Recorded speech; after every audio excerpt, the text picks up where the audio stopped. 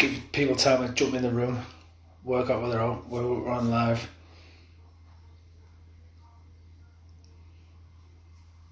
So we have a first person signed in the room there. Welcome. So I'm just gonna. The numbers are filling up. Great, absolutely perfect. This is what I want. I want people to jump in and have a look at this. We've got a good message today. Really powerful. We can relate it to the current situation with lockdown, but we can also then relate this to everyday life. So I'm just going to give it 5 minutes, like you always do, just for people to sort of spread the live chat around, people to share it, people to jump in. People know I'm here at 6 o'clock. So just going to give people opportunities to jump in. So the numbers are filling up already. That's great. So we're just going to wait a couple of minutes. So obviously, I don't know if people managed to catch my first couple of speeches. The first one I did was a big one. It was on anxiety, which at the moment is pretty high for most people. So we looked at some techniques and some tools that could be used in every situation where anxiety is at its peak level. That was pretty good. I don't know if people remember, we did the EFT, which is the tapping of the acupuncture points. We did the hand rubbing, which is what I tend to do naturally when I speak anyway. I don't keep still, so people see me doing this. So sorry if I tire people out, if I keep moving. I'll try and keep still. I find it difficult, but I'll try.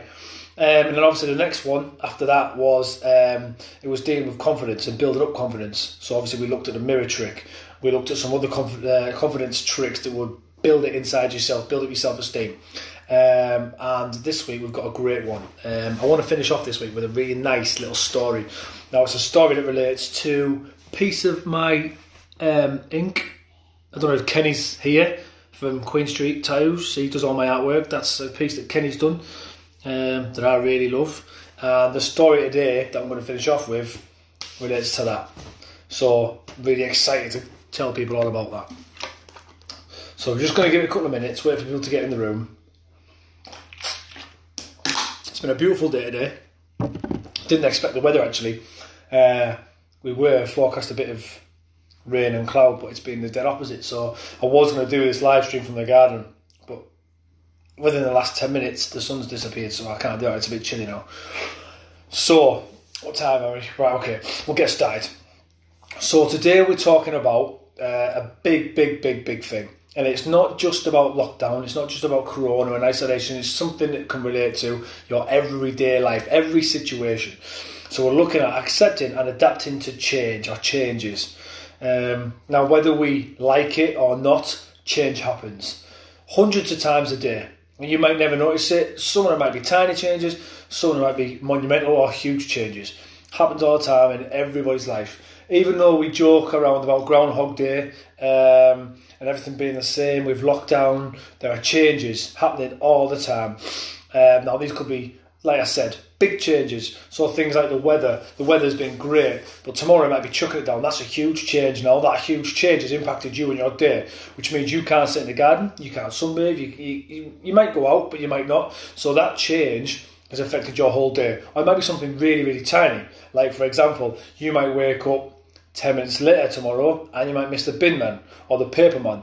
Now that is a small change that you probably might not even think of, but that then will impact your day. You could get breakfast later, you get a shower later, silly little things like that, but change happens all the time and all around us. So let's look at what happens when things do change. So again, I've got notes here, so if you see me flicking my eyes about, bear with me. Recognise the change that's taken place and make a mental note of the change and what has changed. So the most important thing about change is something we're going to go into later on. So that's about how we'll make the change work for you, but we'll talk about that. The first step of change is to notice something's changed. So if you notice something's changed, then you can decide whether this is a good change or a bad change, whether you can change it from being positive to negative or the other way around, whether it's something that you should be alerted on, whether it's dangerous. But not only that, if you've made a mental note of it, you are aware. You're aware it's changed, which means you're aware of your surroundings probably changed, your action towards something might have changed, and certain things that you do in your day-to-day life might also have to change because of what's gone on. So the first thing is to make a mental note, even write it down. I like making lists. People will notice that about me when I do my videos. I always say, write it down, write it down, write it down. That's because there's a lot of power in writing things down. When you think something, it's easy just to think it and store it in another part of your head and think, I'll come back to that later. And we, as you know, we all get sidetracked and we forget. So if you write things down, make lists. That way, when you write out a list, you have to process it in your brain. You have to, sometimes people say things I do when I write, I say things out loud. So then you're speaking it out loud, you're seeing it, and then it goes back into your mind and it stays there stronger than if you just keep it there in a file cabinet and boom, it disappears. So make lists. Make lists on what has changed. Don't allow anxiety to kick in.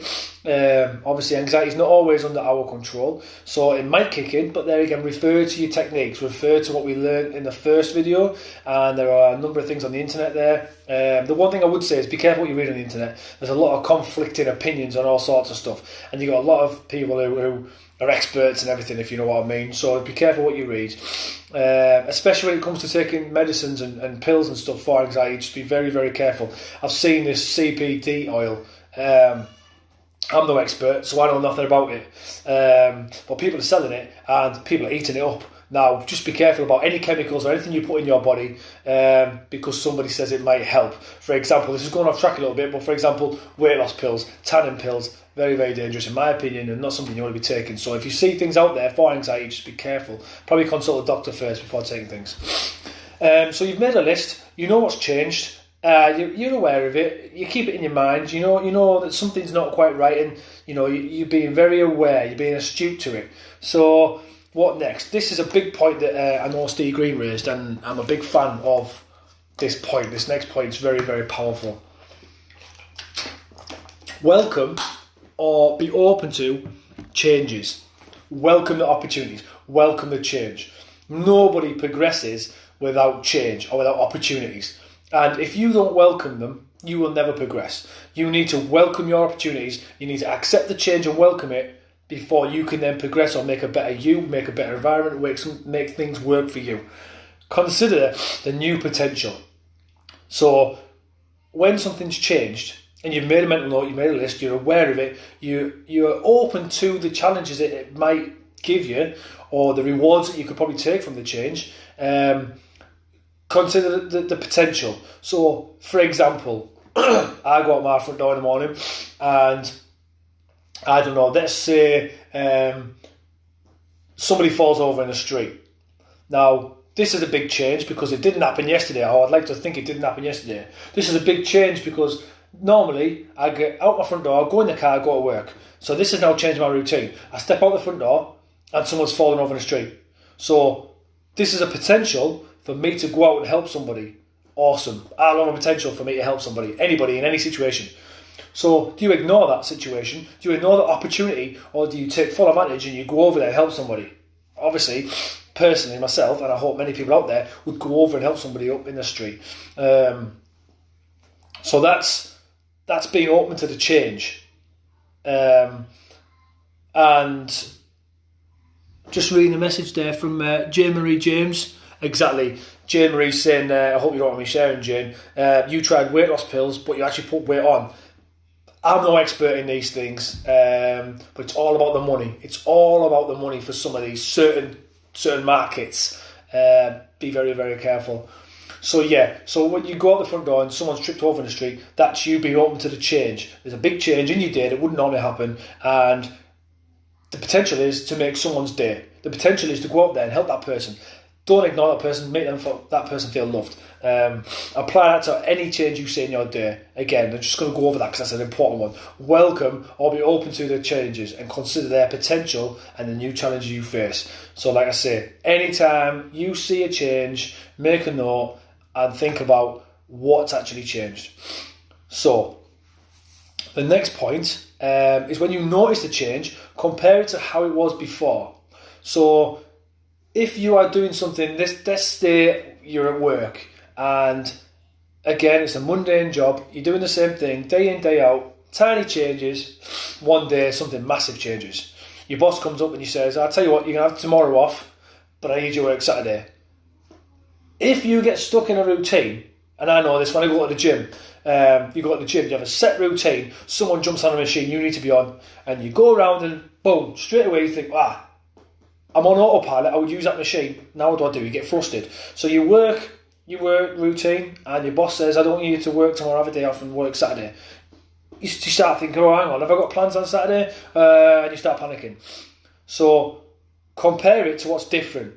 So, okay, what's different is my boss wants me to work Saturday, but I would normally work tomorrow, but he's giving me off. So once you compare the change, think about how you would normally do things. So is there anything else you need to do before committing to the change on Saturday? Is there anything you need to put in place? Or is there anything you need to do to prepare yourself for this change? You're aware of it, you know it's here, and now you need to prepare yourself for what you're going to do. So how are things different to how you used to do them? So again, it's not just about what's different, but how are things different. So okay, you would normally go to work on say tomorrow, let's say Tuesday, you'd normally go to work on a Tuesday, but now you're not, your boss wants you to go on Saturday. So how is that different? Does anything change? Do you need to get up earlier to beat traffic? Do you need to take a different route to work? Is there a high street market on so you can't go down that road? Loads of different things. So before you take on these challenges and you be open to them, make a plan. Make a plan. Everything happens with a plan. Without a plan, you've got nothing. If you fail to plan, you plan to fail. So if you're going to work on a different day, you need to work out, do I need to set off earlier? Is there going to be more traffic? Can I avoid certain areas? Is it rush hour? Is it rush time? What do I need to do with the kids? Loads of things. Make plans before you commit to these changes and before you try and make them work for you. So the another point on this is, what can this change offer? I'm just going to change my notes over here, guys. So what can this change offer you? So you've noticed a change. You've kind of shut down your anxiety. If it started, you might be this kind of lucky person where change doesn't really bring anxiety. I'm quite lucky in that respect. I've used techniques on myself and learned to control my anxiety, so to a certain point I can get it under control. So what does this change offer? So you look at a change. Again, we're going to use a completely different angle here. For example, you are driving your car. You're driving to work and there's a road that's shut off, scenic route. So you're like, I haven't really got time for the scenic route. I need to go to work. I need to hurry up. This route's going to take me 20 minutes longer. Don't think of negatives, Don't think of the negatives, think of the positives. What does this change offer me? Okay, so it's happened. Nothing we can do about it. There is a diversion. Yes, it's going to take longer. Pull over the car, ring the boss and say, look, there's a diversion. I'm going to be a little bit late to work. But what does it offer you? Well, it offers you a chance to go somewhere new, probably. You're taking a diversion, so you might not have been there before. There's always rewards in going somewhere in life where you've never been before. How do you know what's on the side of it? On the other side of a door if you don't open it? You never know. So don't always see things as a negative. If you get a diversion, what can it do for you? Well, it can take you to a new place, possibly, like I said. I'm a huge believer. Now, this is quite hard for me to explain because I know what I mean, but I want to explain it in a way that you know what I mean. You might have seen comic strips or movies where, I know there's quite a few knocking about, where, for example, we're going to use going to work again. I don't know why. This seems to be something that I just quickly jumped to. So, in the morning, let's say you get out of bed at 9 o'clock. You should be at work 9 o'clock. Sorry. You get out of bed at 7 o'clock, okay? You clean your teeth, you have your breakfast. 8 o'clock, you're leaving the front door and you get in your car, you're driving to work, which is half an hour. So you get up at 7. What happens if you hit the snooze button and you get out of bed at 7:05? And now, because you're 5 minutes late, you don't leave the house at 8, you leave the house at 8:05. So you leave your house, you get in your car, 5 minutes difference, loads of traffic about, kids going to school. You're in a rush because you're 5 minutes late, and bang, you run a child over outside the school. Now, if you'd set off at 8, 5 minutes earlier, that child might not have been in that position in the road. So that could have been an empty road, which means you would have gone through it without any problem. And I love this kind of a wavelength, if you like. I love this thought process. So then, you might have seen the knock-on effect of this. So we're going to go with this little story. So you've knocked someone over because you're 5 minutes late. Now this child isn't going to school. The school are going to come out and ring the parent. The parent now can't go to work and has to then come and pick the child up, which has to go to A&E. So then this parent sat in A&E, And you see how this is all interlinked, and I'm not going to carry on going because it's going nowhere. I'm making it up, but I like the thought process of something happening because you might be 5 minutes late, or you might have done something that you don't normally do. I like that. So this is another important point. Facing and adapting to change takes. What does it take? For a start, it takes courage. Some people don't like change. I like it. I like change. I don't like the same old thing. I don't like the same old. I get quite bored. I like things to be mixed up a little bit. I like to come home from work and someone go, listen, let's go for a beer. I'm like, yeah, go on then. I haven't planned for it, but let's go for it. I like them little things that just jump out at you rather than the same old. That's what makes life. So it takes courage. It takes courage for certain people to face the change or what they're going to do about it. So, for example, if you are a person who's in a nervous disposition, you get anxiety, you get panic attacks. If something, it could be a big change or a small change, if change jumps in your way and just goes boom in the middle of your day, are you the sort of person to go, oh my God, there's a change, what am I going to do? How am I going to cope?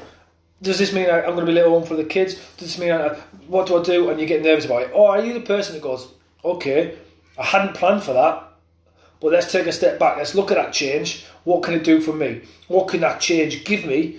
How can I work this change to my advantage? What can I use? What can I learn? Which kind of person are you? Personally, I'm the second one. If somebody hits me with a change, I kind of look at how I can get around that change, but how I can take lessons from it and make it work for me.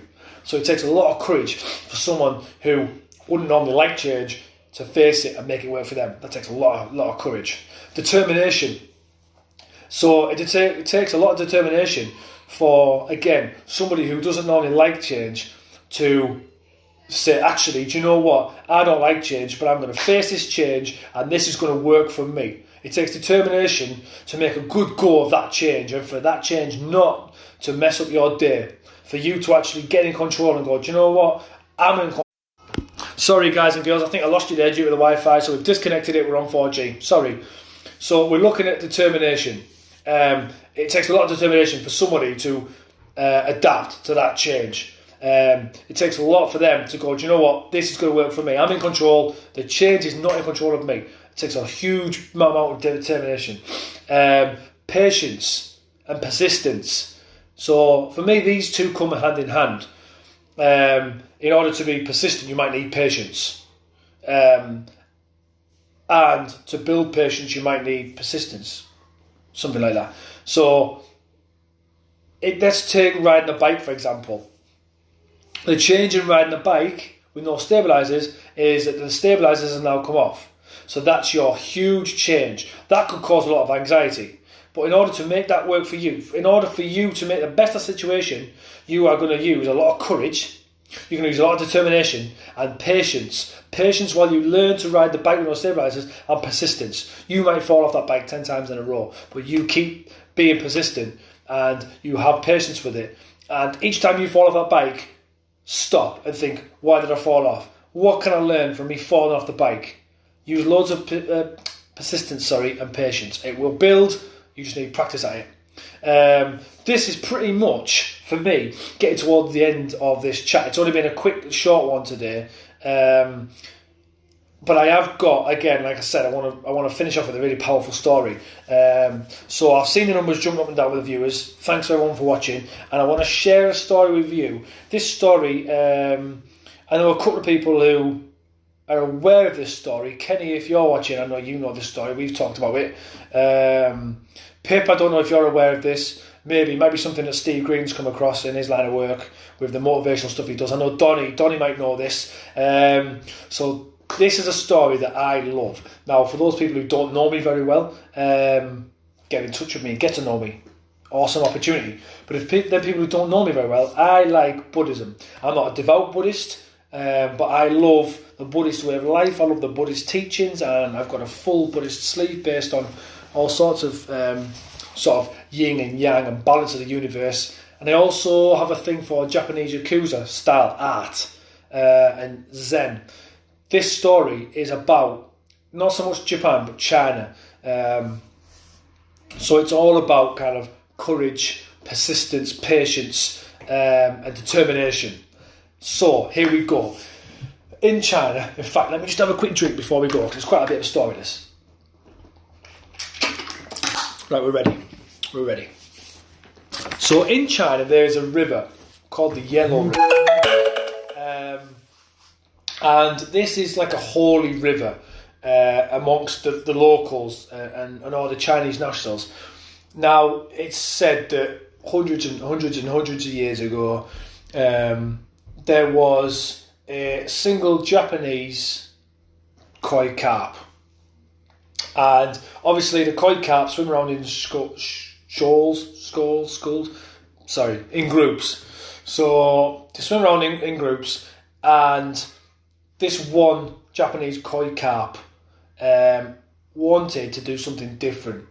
He wanted to break free from the rest of the group and wanted to do something no one else had done. No other koi carp had done whatever it was he wanted to do. He wanted to set out and be a trendsetter. He wanted to do something new. So this little group, we're going to say group because I don't know how to pronounce the school or shoal.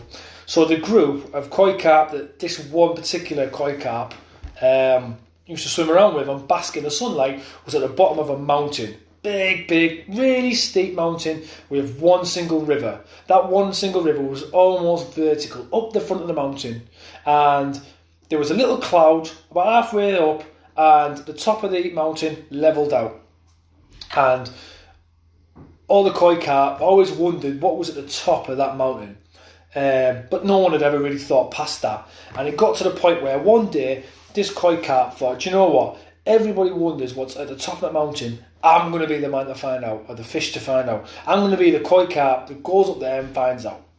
So the Japanese koi carp sets off on his journey. Early one morning when the sun's out, it's nice and bright, nice and warm, Japanese koi carp sets off to the bottom of this mountain, looks up and sees a huge challenge. This mountain, which no fish has ever swum up before, he decides that he's going to be the first one to the top. It was a huge challenge. Now this put a lot of things in his place, made him worry a little bit because he thought, how am I going to get up there by myself? It's a huge challenge. So he started off. And as he started climbing this river up this mountain, 5 other or 6 other koi carp followed him because he set the trend. He started, and these other fish wanted to be the same as him, wanted to use the courage and do what he did. They wanted to swim behind him and be part of the glory. So the koi carp starts swimming, 6 others with him, gets a little bit up, and there's a bit of a flow, a bit of a rush of river, and it gets a little bit tough. So a couple of koi carp, I'm not going to stick to numbers because I'll forget what I've said with numbers. So a couple of koi carp get washed away by the river and think, do you know what? I'm not that bothered. I don't want to see what's at the top of that. So they drop out. So you've got a few left. There's a few koi carp left, and they battle on. They get on through this little bit of a strong current, and they get to the next phase. And they get to the next point, and there's some rain, and it gets really cold. The sun goes behind the cloud, there's some rain, and it gets pretty tough again. So a couple of koi carp, they disappear. You're getting less and less now. There's only a few of them. So they get up to the cloud part, which is near the top now. We're right near the top now. And they get to the top, and there's a cloud. And in that cloud, there's some Chinese demons. Now they're sat in this cloud, and they all laugh. They all laugh at this koi carp with a couple of followers. They laugh because no one's ever done this before, and they don't think that this koi carp is going to be any different to anyone else who's tried or wanted to try.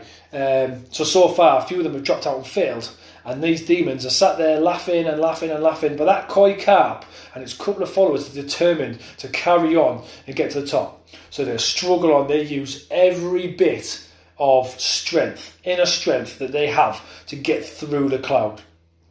As they get through the cloud of the thunderstorm, the gods throw a powerful thunderstorm onto this fish. Now, every single koi carp has dropped out. There's only this one left. This one that started the journey at the bottom. The one that wanted to know what was at the top. He's still now the only fish standing because the The thunderstorm has washed all the others away, and he is so close to his goal right now that he has come so far. He looks down and he sees how far he's come, and he does not want to give up right now. He's aching, he's tired, he just wants to give up, but he wants to get up to the top and no one's there. So he pushes and he pushes and he pushes, and he reaches the summit of the mountain.